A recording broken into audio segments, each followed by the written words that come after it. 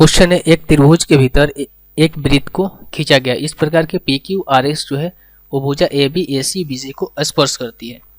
यदि त्रिभुज का परिमाप 20 सेंटीमीटर दिया गया है तो एक क्यू और बी आर की लंबाई 2 सेंटीमीटर और 3 सेंटीमीटर है, तो क्यू सी की लंबाई आपको ज्ञात करनी है। चलिए यहाँ से हम इसका फिगर बनाते हैं। सबसे पहले यहाँ पर एक कंसेप्ट है, आपको वो समझना चाहिए। देखिए, मान चलिए ये सर्किल है और यहाँ से दो स्पर्श रेखा खींची जाती है जो कि एक पॉइंट पर आकर मिलती है, पॉइंट पी पर।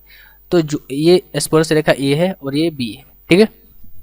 तो जो डिस्टेंस पी ए से पी ए का होगा वही डिस्टेंस पी बी का होगा, वही डिस्टेंस पी बी का है। ये कंसेप्ट है। अगर सेम डायरेक्शन में दो स्पर्श रेखा एक पॉइंट पर खींची जाती है तो जो डिस्टेंस एक का होगा वही जो डिस्टेंस है वो दूसरी का भी होगा। तो ये इस कंसेप्ट को आई होप ये आप चीज़ आपको समझ में आ गया होगा।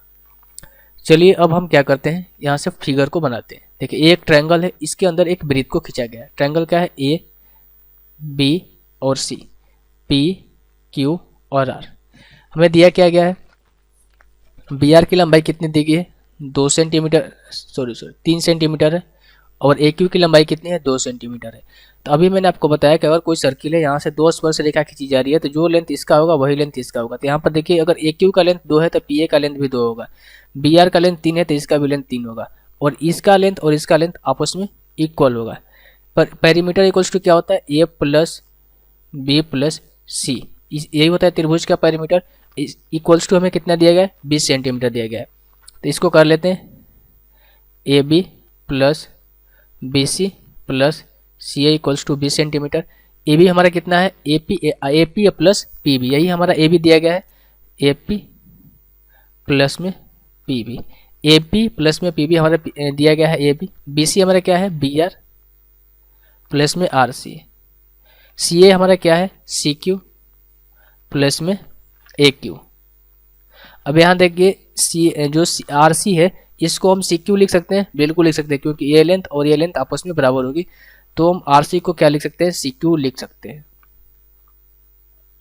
अब देखिए, ए पी हमें कितना दिया गया है, 2 है, और पी बी हमें कितना है, 3 है। 3 और 2 कितना होता है, 5 होता है।